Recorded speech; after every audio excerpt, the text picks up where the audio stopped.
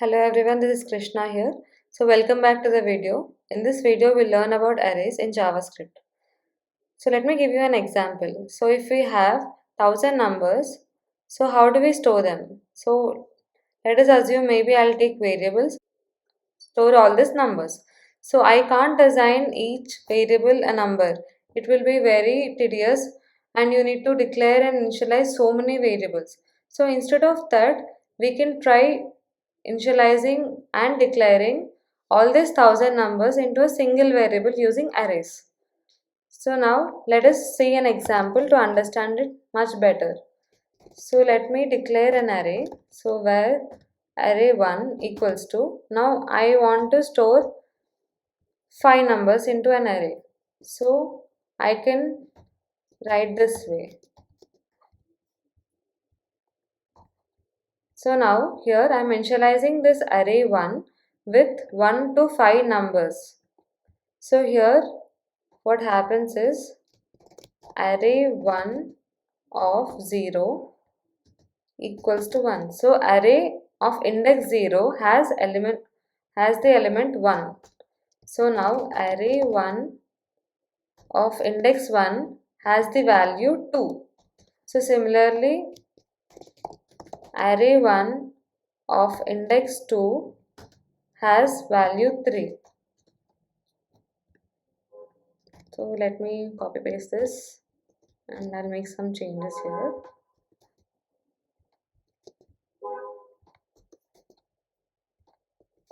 So this statement where we are initializing and declaring array, so in background this happens. So in this particular index this value is stored.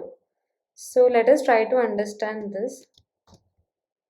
So first let us see what values are stored in array1 by printing out. So I get output as 1, 2, 3, 4, 5. So now let me try and see what is in the first index. That is array1 of 1. So what do you think? Will 1 get printed or 2 get prints? So let us see. So 2 will get printed because this is in the first index. So this way the elements are stored in arrays. So now let us see few methods. So first method is reversing of array. So this method can be used to reverse an array. So let us try and see that. So let us declare another array which is array2 equals to, now let us reverse this, dot reverse, and now let us print this statement and see the output of array2. Will this work? What do you think? Yes, it works. So we got 5, 4, 3, 2, 1. So it is the reverse of the array which we have given before. So now let us see another property which is array.length. So here in the array1 we have 1, 2, 3, 4, 5. So it makes the length of array as 5. So we can, if you have 10,000 elements or some infinite number and you can't count by yourself, so in that time you can use array.length method. So let me try printing console.log of array1 dot length. So let us see what gets printed here. So we got 5 as output. So the length of the array is 5. Okay, now let us see what concat is. So concat is used to combine 2 or more arrays. So let me take some new arrays here. So let me take some animals. So animals equals to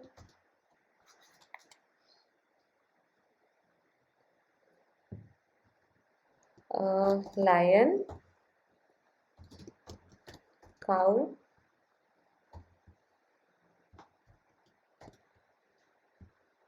and dog.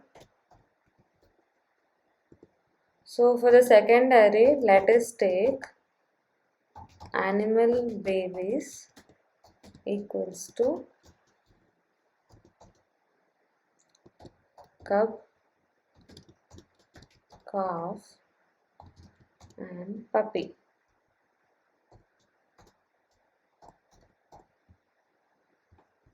So now if I want all these values in this both arrays to get into single array, let me declare a new array.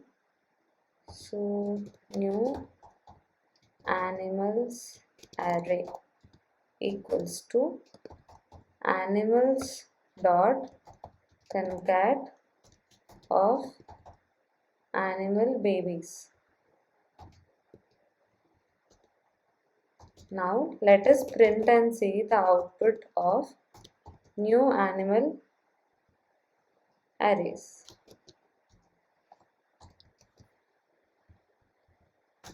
So we get lion, cow, dog, cub, calf and puppy in a single array.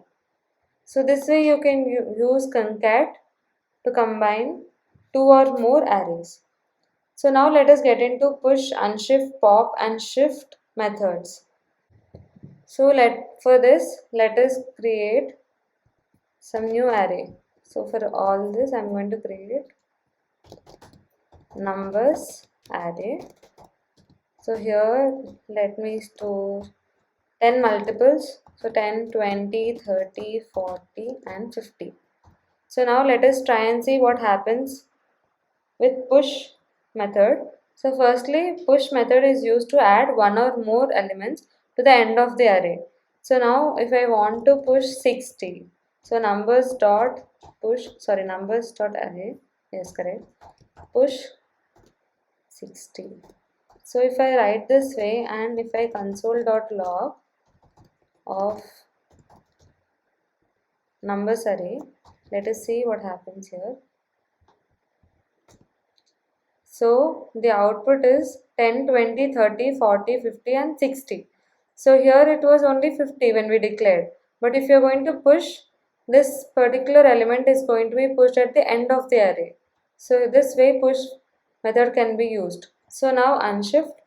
So by using unshift we can add one or more elements to the beginning of the array. So let us try numbers.array.unshift of let me put 0 and see. So now console.log of numbers array. So let us see what happens here. Here 0, 10, 20, sorry. So now here 0, 10, 20, 30, 40, 50 and 60 got printed. So you can see an extra element 10 here. Now pop. If you do pop, it removes the last element from the array. So let us do that and check. .pop. That's it. Now let us print and see.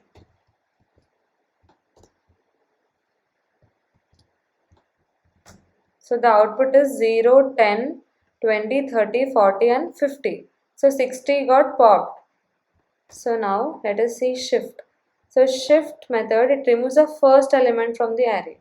So let us see it. So now let us see what happens. So 0 also got popped. So now we have 10, 20, 30 and 40, 50. So these are few important methods in arrays. Hope you have understood arrays. So let me give you all an assignment.